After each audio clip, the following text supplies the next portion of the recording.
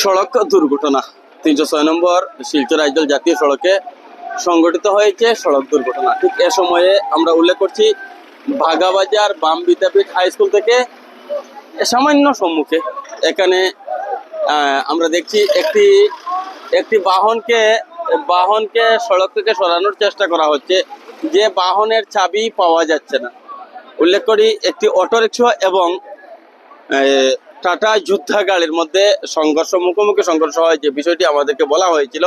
এখানে এসে আমরা যে বিষয়টি দেখেছি সেটা হচ্ছে দুই গাড়িটি কিন্তু রং সাইডে চলে আসে, আর সেখানে অটো সহিত কি হয়েছে সেটার প্রকৃত রহস্যটা আমরা এখনো পাইনি। যদি পাওয়া যায়, কোনো ভিডিও পাই, তাহলে আপনাদের উদ্দেশ্যে তুলে ধরবো। উল্লেখ করা হচ্ছে অটোতে 5 জন যাত্রী ছিলেন। এই সেই অটোরিকশা আমি উল্লেখ করছি, এই সেই অটোরিকশা। অটোতেও কিন্তু আমরা কোনো স্পট দেখছি না, আর বোলেরো গাড়িতেও আমরা কোনো স্পট দেখতে পাচ্ছি না। তো এখান থেকে আমরা যখনই কল যায় পুলিশ এখানে পৌঁছায়। তো এখনো পর্যন্ত ঘটনার তদন্ত চলছে। সেই বোলেরো গাড়িটির যেটা চাবি, সেই চাবি পাওয়া যাচ্ছে না, সেই বিষয়টি আমরা এখনো মধ্যে এখানে অবগত হয়েছি। আমি যে বিষয়টি এখান থেকে তুলে ধরতে চাইছি সেটা হচ্ছে এখানে কিন্তু একটি বাঁক রয়েছে, সড়কে মস্ত একটি বাঁক রয়েছে। এই যে সমস্ত গাড়ি সড়কের পাশে দাঁড় করিয়ে রাখা হয়, এই সমস্ত গাড়ি এই যারা টার্নিং, আর এই টার্নিং এর কাছে একদিকে নালা নির্মাণের কারণে সড়কের পরিসর ছোট হয়ে এসেছে, আর মিজোরামগামী বিভিন্ন ধরনের বাহন সড়কের উপরে পার করে রাখা হয়। এখানে 1, 2, 3টি বড় বড় লরিকে আমরা দেখছি এখানে দাঁড় করিয়ে রাখা। এই সম্মুখেই রয়েছে কিন্তু মস্ত বড় বাঁক, আর এই বাঁকে প্রতি বছর বেশ কিছু দুর্ঘটনা সংঘটিত হয়, প্রাণ যায় মানুষের। আজকে থেকে মাত্র 1 বছর আগে একই স্থানে, আমি বর্তমানে যেখানে রয়েছি, এই জায়গার 100 মিটার রেডিয়াস এরিয়ার ভিতরে কিন্তু অন্তত তিনটি দুর্ঘটনা সংঘটিত হয়েছে। এই সম্মুখের যেটা বাঁক, সেই বাঁক মিজোরাম থেকে আসা গাড়িগুলো এখানে এসে কিন্তু খুব দ্রুত গতিতে তারা যাওয়ার চেষ্টা করে, আর এই বাঁক নিতে গিয়ে এখানে কিন্তু অনেকগুলো দুর্ঘটনায় বেশ কয়েকজনের ইতিমধ্যে প্রাণহানি ঘটেছে। এখানে সড়কের দুই পাশে নতুনভাবে নালা নির্মাণ করে সড়কের যেটা পরিসর সেটাকে ছোট্ট করে দেওয়া হয়েছে। সড়কের যেটা পিচ ঢালা অংশ সেটা বাদ দিয়ে সড়কের আর কোনো অবশিষ্ট অংশ নেই, আর সেই অবশিষ্ট অংশ না থাকার কারণে তার সাইডে যখনই কোনো গাড়িকে পার করে রাখা হয়, আর তার বিপরীতে যখন সড়কের পরিসর ছোট হয়ে আসে, তখন কিন্তু দুর্ঘটনার আশঙ্কা আরো অনেক গুণ বেড়ে গিয়েছে। এখানে আমি জানি না ইঞ্জিনিয়ারিং এর কোন ফর্মুলার মধ্যে পড়েছে, কিসের ভিত্তিতে তারা কিন্তু সড়কের যেটা পিচঢালা অংশ সেটার একদম লাগোয়া এই সড়কের যেটা পিচঢালা অংশ সেটার লগে একদম সংযুক্ত করে তারা কিন্তু এখানে নালা নির্মাণ করে দিয়েছে সড়কের দুই দিকে।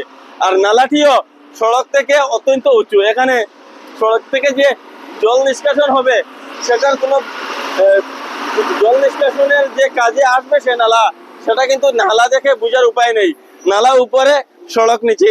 আমি সেটা যারা ইঞ্জিনিয়ার তারা কোন ফর্মুলাতে এই কাজটি করেছেন সেটা আমার জানা নেই। তো ঠিক এই মুহূর্তে আমরা যে বিষয়টি বলতে চাইবো, আজকে এখানে আবার আরো একটি দুর্ঘটনা সংঘটিত হয়েছে। আপনারা অবগত আছেন, আকবর রেস্টুরেন্টের স্বত্বাধিকারী ছুটন, সে কিন্তু এই একই স্থানে দাঁড়িয়ে থাকা একটি লরির পিছন দিকে ধাক্কা দিয়ে সে ঘটনাস্থলে মৃত্যু ঘটে। এই সম্মুখের যেটা ওরিয়েন্টাল স্কুলের সম্মুখে কিন্তু গত বছর দুর্ঘটনার কবলে পড়ে মোটরসাইকেল আরোহীর মৃত্যু হয়েছিল। এই 100 মিটার যেটা জায়গা, সেই 100 মিটার জায়গার মধ্যে প্রতি বছর অগণিত মানুষের মৃত্যু হয়, দুর্ঘটনা সংঘটিত হয়। আমাদের আহ্বান থাকবে, আপনারা যারা এই ভিডিওটি দেখছেন সকলে ভিডিওটি শেয়ার করার, যাতে ভিডিওটি প্রশাসনের নজরে আসে।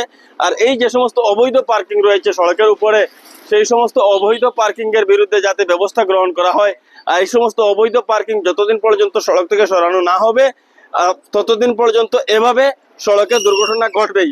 এই বর্তমান শীত মরশুম, আর প্রতি বছর শীত মরশুমে রাতের অন্ধকারে দাঁড়িয়ে থাকা লরির পিছন দিকে ধাক্কা দিয়ে আমরা এই চ্যানেলের মাধ্যমে অতীতে বেশ কিছু ভিডিও আপনাদের উদ্দেশ্যে দিয়েছি, যে দাঁড়িয়ে থাকা লরির পিছন দিকে ধাক্কা দিয়ে মৃত্যু ঘটা।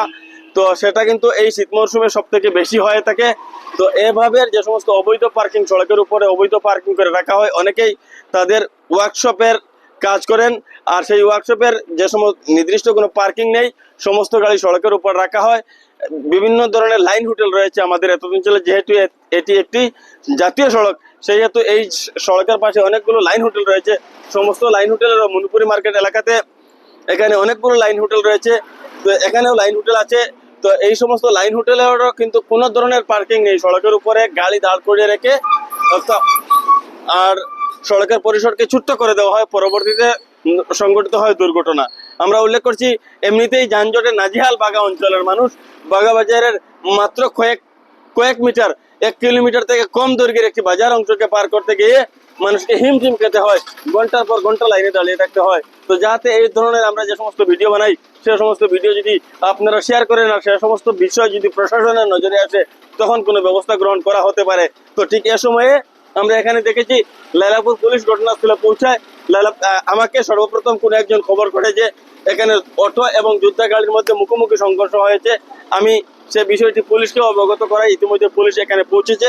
পুলিশ যে দুর্ঘটনাগ্রস্ত অটো রিক্সা এবং সেই যোদ্ধা গাড়ি দুইটি তাদের হেফাজতে নিয়েছে।